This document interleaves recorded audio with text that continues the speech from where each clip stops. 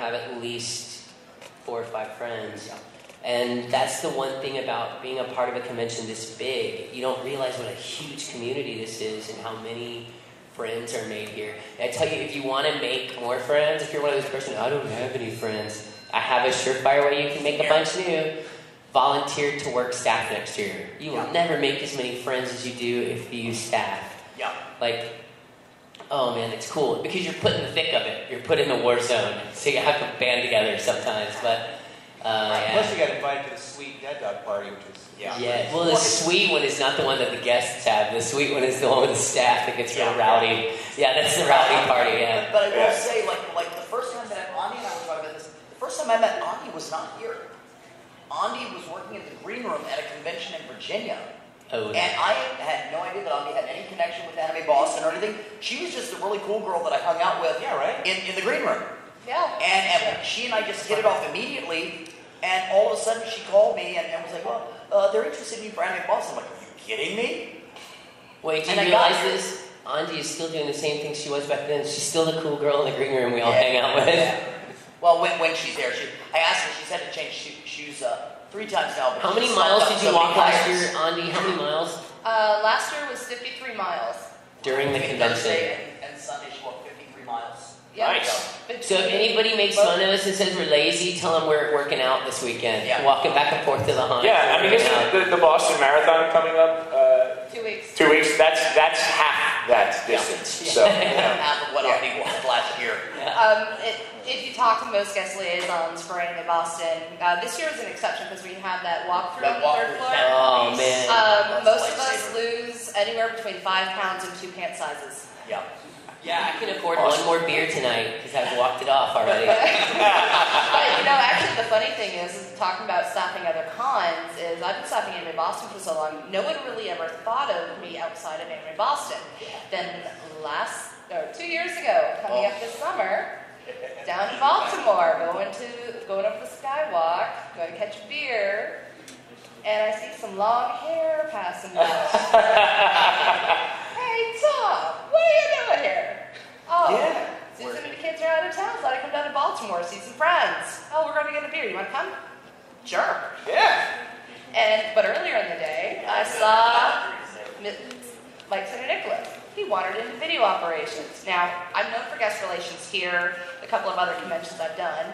So Mike walks in, he's texting, he's got, I don't know what else you had. You had like 3 pieces of electronics and your bag and your camera. That's Mike. And you walk into VidOps and you're lost and you're just, looking down and like, Mike. Oh, hi. Oh my God, Andi, what are you doing here? Did you think you were in Boston for a minute? Did you? Because I can imagine you've probably gotten on the wrong plane and ended up in a city that you didn't expect. I'm just saying. But that happened with Patrick when I first met Patrick, because I met him here, and then we were at Anime Expo, and it was cool because he could spend his whole weekend in costume.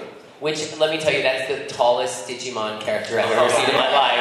Oh, yeah. The 7-foot Renamon. Yeah, exactly. Oh, I also did it to Monica. When I went to NecoCon the 2nd time, I went on an airport run with Dala. Monica was just coming off the plane, and she was absolutely convinced she got on the wrong plane because she didn't see Dala. She saw me, and she's like, Andi. She thought she was in Boston. Oh, my God. Wait, I'm not in Boston, am I? I love the am I. Like, did I magically end up in Boston? Can you tell me? You always know what's going on. I don't. So funny. They're more than half of our brain most of the time. Did you help me get to where I needed to go, even though that wasn't Yes, I took you down to video games, even though I was supposed to be going someplace else to change a video. I turned to my boss, who actually, most of the video operations staff works here, but I turned to my boss, I'm like, Des, honey, I gotta go take him where he needs to go, or he'll never find it. And then you were like, I think I need to find video games, but I'm not sure, but are we gonna pass by a restroom? Like, yes, come on, let's go. Yeah. You're the best cat herder ever. Yeah. Well, that's one of those things, like saying, just becoming friends and everything. What the story she was telling, I was at Otakon just because I was hanging out. I was a guest last year, but what she's talking about a couple of years ago, I wasn't a guest. I mean, I live in New York, so Baltimore is not terribly far away. And literally it was something where I'm like, well, I kind of had this free weekend, and I'm like, wow, I've got all of these friends from all over the country that I don't get to see enough, and I took a trip down there just to hang out. And seeing you was awesome because it was like I wasn't even expecting you. And then we went over to the other hotel to the party. Yeah, right, exactly. So, well, yeah. Reload. Reload. I'm good, sweetheart. Yeah, what young woman who just came up, she's Jessica. She's actually been working out with us for 4 years now. Yay! She's all mine this weekend. If you need a Coke or like a Ziploc of Cheerios or... Yeah.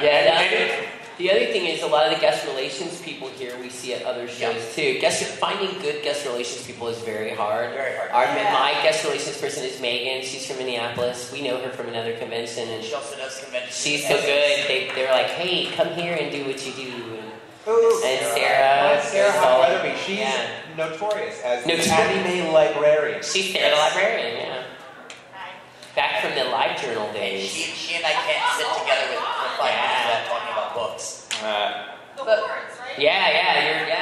live journal icon. Yeah, we're old. We're talking about live journal. Yeah. Now, when we start talking about AOL, we got to get out of the room. Oh, that was me. I was an AOL. That 1200 baud modem that rocked. Chris, Yeah. you know Kevin and I were chat hosts on AOL together, right? Kevin and I? No. We were chat hosts on AOL together. Wow. Yeah. That's awesome. That's crazy. Yeah, it's funny. I've just recently made friends with a guy that's connected to a bunch of musicians, and it's so funny to know how many of those guys are like total internet goons, and they're just like always on the internet. Like big name musicians that you'd never believe. They're like just sit on the internet all day and all night. Yeah, it's funny. I Big think that's old about chat buddies. That's cool. AB. Whoa, thank you. Mike lost his badge already. Nice. Thank you. Someone's out librarian. committing convention crimes Yeah, as my you. guess. If you lost your lanyard, I was going to smack you. No. Are you kidding me? No, I took the lanyard is the most precious thing. Andy knitted our lanyards this year. Or is it crochet? Crochet or Yeah. Crochet. No, I didn't know that there was a formal dance when I first came to AB. And my AB times again, it's like, I don't know, 2-3 years in a row or 5 years in a row. You were here, I'd say at least three. Yeah. And then, but I never knew about the formal, and then when I found out about it, I was like, ooh, I want to go to the prom. And then, but last night was my first chance to do it. Now I had autographs like right in the middle of it, so I only got to go for a few minutes, but I put on a suit, and I took it off the lanyard so that I could, go in How there. did I miss seeing you in a suit? What? How did I miss seeing you in a suit? Okay, somebody needs to post pictures of this online so I can see it. Yeah. I had a pocket square, so I looked very madman. I couldn't find my tuxedo coming here. I was dared by Mike Lee, head of technical everything, his girlfriend, to be the tuxedo mask. Looked at it, couldn't find the tux. Someone else is going to make me a mask, but maybe next year. But the epic scale of things that happened here. Do you guys remember? Was anyone here when Kaiju Big Battle was here? Yeah. Holy macaroni! Freaking awesome. Slamming bodies everywhere. Was that when the Plantain Brothers? Yeah, that's the brothers. Yeah. That's when one of the Plantain Brothers was killed. It was very sad. Let's all have Pablo. silence for one of the Plantain Brothers. Fan. She's like, who's Pablo? It was Pablo. Yeah. I know. It was really sad. Yes, that's right. That's Jumping awesome. off the top of the rink with bicycles. Anyway, and then it was also the loudest thing I've ever heard in my life. But it's so epic. I think that's extraordinary. It's not just like, Oh, and the bands. I mean, who saw the Pillows here? Yeah, they were Great show. And Oimatsu And last year was fun. The Stereo Pony, a lot of energy, and Gilgamesh, those kids. dude, and you know what? That changed my opinion about J-rock bands forever because most J-rock bands are, can I say D-bags? Yeah, a lot, because they're rock musicians, so they're not always the nicest. And so since Gilgamesh is such a big deal, I was like, oh man, this is going to be the king of them. They were the nicest guys on earth. I was like, I do this Japanese J-rock fashion show at one of the other cons, and most of the music I played this year was Gilgamesh because they were so cool. Yeah, they were great. Yeah, they were giving my kids picks, and they gave them CDs. And when we were up on stage on the side when they were playing me and Henry, and the bass player kept coming over, and he just look at us, and he's like, ah! He started headbanging, And they played in New York that week, and I went out to see them. That's cool. And they were all like, oh, you know. So they were great. I mean, it was so much fun, and yeah. So good work, by the way, with that. Thank you. Yeah, and Stereo Pony was also like Susan was planning a little kidnapping. She had a bag all ready to stuff them in and take them home because those girls were so sweet.